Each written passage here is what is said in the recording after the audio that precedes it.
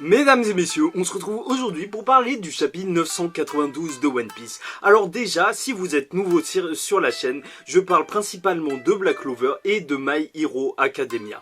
Mais bon, aujourd'hui on parle de One Piece, pourquoi? Parce que je kiffe One Piece. Et si vous êtes un ancien de la chaîne, peut-être que vous ne le savez pas, mais je suis vraiment à fond. J'ai déjà essayé une vidéo sur Jack qui a pas trop marché, mais voilà. Même si en fait mes reviews, en soi, elles seront pas mieux que celles du Mont Corvo ou je sais pas quoi. Peut-être que vous regardez juste pour avoir un point de vue différent. D'ailleurs, n'hésitez pas à regarder cette vidéo avant de dormir. Moi, c'est ce que j'aime bien faire, regarder des reviews avant de dormir parce que voilà, et il n'y aura pas énormément d'images. Peut-être 2-3 si je vois des images jolies en couleur et tout, mais je veux pas me casser la tête sur le montage parce que My Hero Academia et Black Clover, j'essaye vraiment de faire un gros taf dessus et ça me prend énormément de temps. Mais je kiffe quand même One Piece, mais vraiment énormément. Moi, je suis de la génération qui a grandi avec. En fait, non, je crois que toutes les générations ont grandi avec parce que c'est assez vieux maintenant. Mais voilà, bref, on va parler de ce chapitre parce que j'aimerais bien parler de One Piece, même si je trouve voilà que je n'apporte pas grand chose, mais ça peut être cool. Ça peut être cool d'en parler entre nous. Alors déjà, le chapitre, il va se séparer en 3 grosses parties.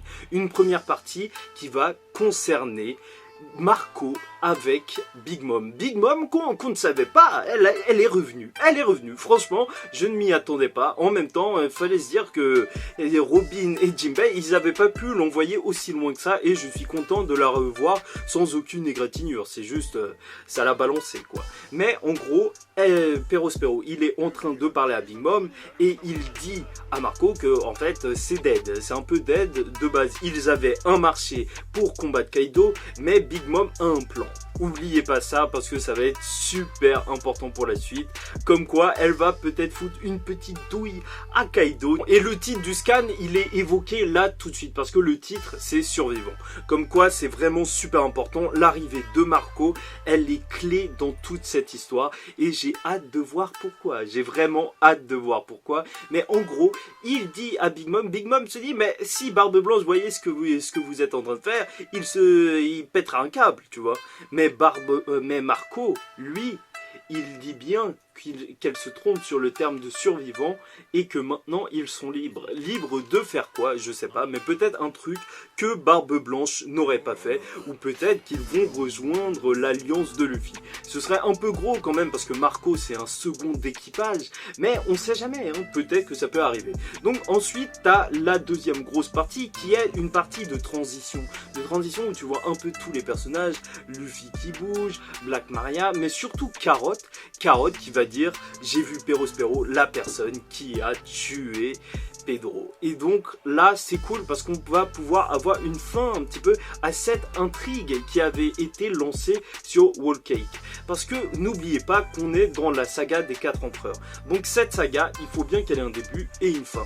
Le mieux ce serait de la part d'Oda, c'est qu'il essaye de résoudre la plupart des intrigues maintenant et c'est pour ça qu'il va le faire. Et je pense que c'est vraiment bien vu. Du côté de Black Maria, en fait c'est elle qui jouait la guitare. Si vous regardez l'animé, on voit parfois des gens jouer de la guitare japonaise et là elle la joue. Mais c'est vrai que en soi quand j'ai regardé ça je me suis dit mais vraiment cet arc il est fait pour l'animé, il est fait pour l'animé. D'ailleurs je crois que maintenant il y a plein de fans de Black Maria juste parce qu'elle est jolie, c'est cool. Peut-être qu'elle a un pouvoir lié aux instruments de musique aussi, ça pourrait être cool parce que en soi sinon pour l'instant on sait absolument rien du personnage et c'est vrai que Oda il a pas trop le temps de définir ses personnages, tu vois. Les Tobiropo, il a pas trop le temps de les définir parce que c'est des personnages qui sont quand même assez secondaires.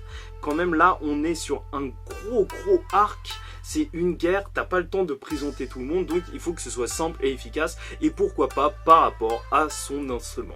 Donc la dernière partie qui est juste magnifique, c'est le combat des samouraïs. Les samouraïs contre Kaido et franchement le combat était très cool. Pas besoin de tergiverser des heures sur ce combat, mais franchement les samouraïs d'Oden, ils sont ouf. Et surtout Nekomamushi et Inuarashi, je les ai kiffés. Je les ai kiffés parce que Voilà, on attendait leur forme sous longue et franchement, ils font le taf. Ils font le taf. Il y a aussi Raizo qui enroule tout et franchement, ça marche super bien.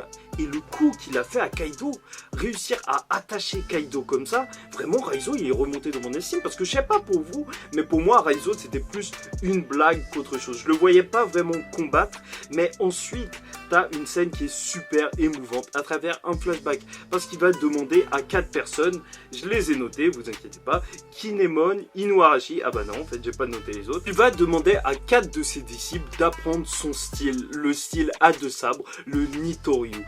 Et ils vont dire non et tout, ils sont pas intéressés. Mais ce qui va se passer, c'est que sa femme, elle va dire en vrai, ils se battent pour être ta relève. Et c'est vraiment cool de voir ça, de voir à quel point Oden, il a inspiré des types.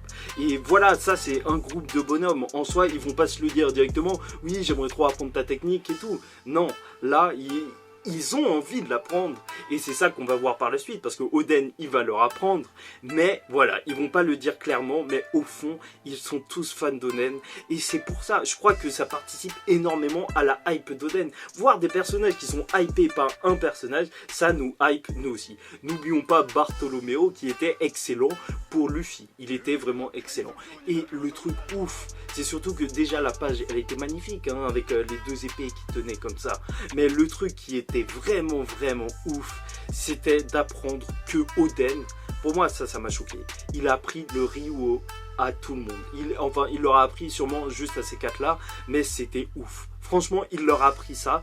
Et là, directement, moi qui pensais que les samouraïs d'Oden, franchement, personnellement, je pensais qu'ils seraient pas si forts que ça. Qu'ils seraient forts, mais juste parce qu'ils sont tous ensemble, mais pas qu'ils auraient le Ryuo. Franchement, c'est une technique super puissante. La seule chose qui est normalement capable de blesser Kaido. Et là, ils l'ont tous appris. Et purée, le coup qu'ils ont lâché sur Kaido.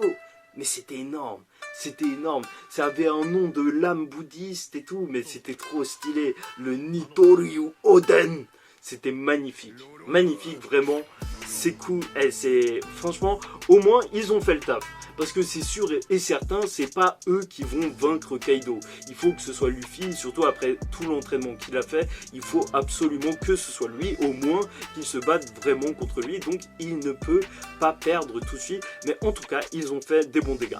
Le truc que j'attends beaucoup de la part de Kaido, et j'espère qu'on va l'avoir, et sûrement qu'on va l'avoir, parce que là, on est en route vers le chapitre 1000, et le 1000, il sera sûrement très spécial, donc peut-être qu'on aura déjà vu la forme de Kaido que je veux absolument voir, qui est sa forme hybride, parce que n'oubliez pas, les Zoan, la plus grande partie de leur force, ils la tirent du fait d'être en forme hybride, parce que leur forme animale, en fait, elle leur donne beaucoup de puissance, c'est sûr et certain, c'est pas pour rien que Jack, lui aussi, utilise tout le temps sa forme de mammouth, mais la forme la plus adaptée au combat, c'est la forme hybride, c'est ce que Lucci nous avait expliqué, et c'est normal, c'est parce que tu as l'habitude de te battre comme un être humain, donc une fois que tu as ton fruit du démon, certes tu peux te transformer en gros monstre, c'est cool, tu peux faire des dégâts et tout, mais le moment où tu seras le plus puissant, c'est quand tu pourras te battre comme un être humain, mais avec le pouvoir de ton fruit du démon, et là ça risque de faire très mal. Et n'oubliez pas, hein, les Zoan, le pouvoir